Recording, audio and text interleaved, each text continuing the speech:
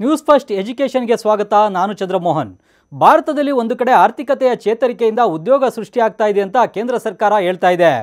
ಆದರೆ ಮತ್ತೊಂದು ಕಡೆ ದೇಶದಲ್ಲಿ ನಿರುದ್ಯೋಗ ದರವೂ ಕೂಡ ಏರಿಕೆ ಆಗ್ತಾ ಇದೆ ಅಂತ ಈಗ ಕೇಂದ್ರ ಸರ್ಕಾರದ ಅಂಕಿಅಂಶಗಳೇ ಹೇಳ್ತಾ ಇವೆ. ಹಾಗಾದರೆ ಭಾರತದಲ್ಲಿ ಏಪ್ರಿಲ್ ಮತ್ತು ಮೇ ತಿಂಗಳಿನಲ್ಲಿ ನಿರುದ್ಯೋಗದ ಪ್ರಮಾಣ ಎಷ್ಟಿತ್ತು, ನಿರುದ್ಯೋಗ ದರ ಏರಿಕೆಗೆ ಕಾರಣಗಳೇನು ಅಂತ ಹೇಳ್ತೇವೆ ನೋಡಿ. ಮೇ 2025ರಲ್ಲಿ ಭಾರತದ ನಿರುದ್ಯೋಗ ದರ 5.6ಕ್ಕೆ ಏರಿಕೆಯಾಗಿದೆ. ಗ್ರಾಮೀಣ ಪ್ರದೇಶಗಳಲ್ಲಿ ಮಹಿಳೆಯರಲ್ಲಿ ಮತ್ತು ಯುವಜನರಲ್ಲಿ ನಿರುದ್ಯೋಗದ ಪ್ರಮಾಣ ಹೆಚ್ಚಾಗಿದೆ. ಋತುಮಾನ ಬದಲಾವಣೆ, ಗ್ರಾಮೀಣ ಉದ್ಯೋಗ ಇಳಿಕೆ, ಕೃಷಿ ಚಟುವಟಿಕೆಗಳ ಕುಂಠಿತ ಮತ್ತು ಬೇಸಿಗೆಯಿಂದಾಗಿ ನಿರುದ್ಯೋಗ ಹೆಚ್ಚಾಗಿದೆ. ಭಾರತದಲ್ಲಿ ಏಪ್ರಿಲ್ನಲ್ಲಿ 5.1ರಷ್ಟಿದ್ದ ನಿರುದ್ಯೋಗ ದರ ಮೇ ತಿಂಗಳಿಗೆ 5.6ಕ್ಕೆ ಏರಿಕೆಯಾಗಿದೆ. ಗ್ರಾಮೀಣ ಪ್ರದೇಶಗಳಲ್ಲೂ ಕೂಡ ನಿರುದ್ಯೋಗ ದರ ಹೆಚ್ಚಾಗಿದೆ. ಮಹಿಳೆಯರಲ್ಲೂ ಕೂಡ ನಿರುದ್ಯೋಗ ದರ ಹೆಚ್ಚಾಗಿದೆ.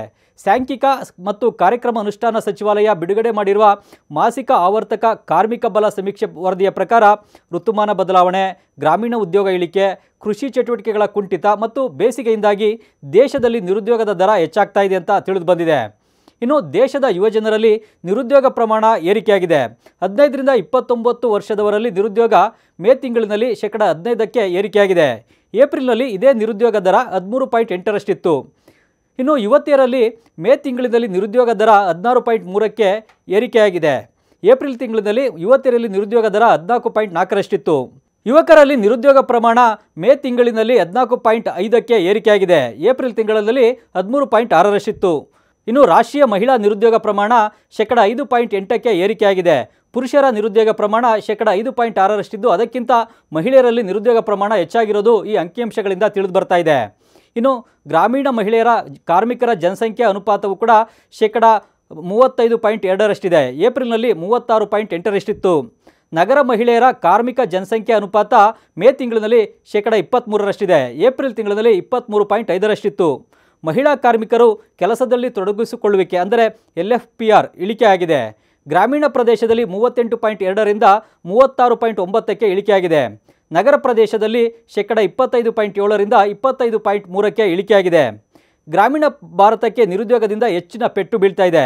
ಗ್ರಾಮೀಣ ನಿರುದ್ಯೋಗ ಕೂಡ ಏರಿಕೆಯಾಗಿದ್ದು ಮೇ ತಿಂಗಳಿನಲ್ಲಿ 13.7ರಷ್ಟಿತ್ತು. ಏಪ್ರಿಲ್ನಲ್ಲಿ 12.3ರಷ್ಟಿತ್ತು. ನಗರ ನಿರುದ್ಯೋಗ ಮೇ ತಿಂಗಳಿನಲ್ಲಿ 17.9ರಷ್ಟಿದ್ರೆ ಏಪ್ರಿಲ್ನಲ್ಲಿ 17.2ರಷ್ಟಿತ್ತು. ಭಾರತದಲ್ಲಿ ಬೇಸಿಗೆ ಕಾಲ ಆರಂಭವಾಗುವಾಗ ಕೃಷಿ ಕೆಲಸ ಮಾಡಲು ಕಷ್ಟವಾಗಿರೋದ್ರಿಂದಾಗಿ ಗ್ರಾಮೀಣ ಉದ್ಯೋಗ ಇಳಿಕೆಯಾಗಿದೆ. ಸರ್ಕಾರದ ಕೆಲವು ಯೋಜನೆಗಳು ಕೂಡ ಗ್ರಾಮೀಣ ಜನರ ಉದ್ಯೋಗ ತೊಡಗುವಿಕೆ ಪ್ರಮಾಣವನ್ನು ಕುಸಿಯುವಂತೆ ಮಾಡಿವೆ. ಇದರಿಂದಾಗಿ ಭಾರತದಲ್ಲಿ ಕಾರ್ಮಿಕರು ಕೆಲಸದಲ್ಲಿ ತೊಡಗಿಸಿಕೊಳ್ಳುವಿಕೆ ಮತ್ತು ಕಾರ್ಮಿಕರ ಜನಸಂಖ್ಯೆ ಅನುಪಾತ ಇಳಿಕೆಯಾಗಿದೆ ಅಂತ ವರದಿಯಿಂದ ತಿಳಿದು ಬಂದಿದೆ. ಕಾರ್ಮಿಕ ಪಡೆ ಭಾಗವಹಿಸಿಕೆ ದರ ಎಷ್ಟಿದೆ ಅಂತ ನೋಡೋದಾದರೆ ಮೇ ತಿಂಗಳಿನಲ್ಲಿ 54.8ರಷ್ಟಿತ್ತು. ಏಪ್ರಿಲ್ನಲ್ಲಿ 55.6ರಷ್ಟಿತ್ತು. ಇನ್ನು ಗ್ರಾಮೀಣ ಪ್ರದೇಶದಲ್ಲಿ ಮೇನಲ್ಲಿ 56.9ರಷ್ಟಿದ್ರೆ ಏಪ್ರಿಲ್ನಲ್ಲಿ 58% ಇತ್ತು. ನಗರ ಪ್ರದೇಶದಲ್ಲಿ ಮೇನಲ್ಲಿ 50.4ರಷ್ಟಿದ್ರೆ ಏಪ್ರಿಲ್ನಲ್ಲಿ 50.7ರಷ್ಟಿತ್ತು. ಕಾರ್ಮಿಕರ ಜನಸಂಖ್ಯಾ ಅನುಪಾತ ಮೇನಲ್ಲಿ 51.7ರಷ್ಟಿದ್ರೆ ಏಪ್ರಿಲ್ನಲ್ಲಿ 52.8ರಷ್ಟಿತ್ತು.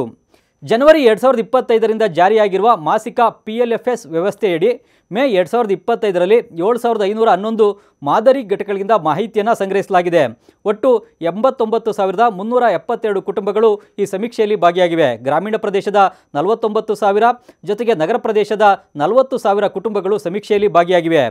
ಮುಖ್ಯವಾಗಿ ಗ್ರಾಮೀಣ ಪ್ರದೇಶದಲ್ಲಿ 2.16 ಲಕ್ಷ ಜನ, ನಗರ ಪ್ರದೇಶದಲ್ಲಿ 1.63 ಲಕ್ಷ ಜನ ಕೂಡ ಸಮೀಕ್ಷೆಯಲ್ಲಿ ಭಾಗಿಯಾಗಿದ್ದಾರೆ.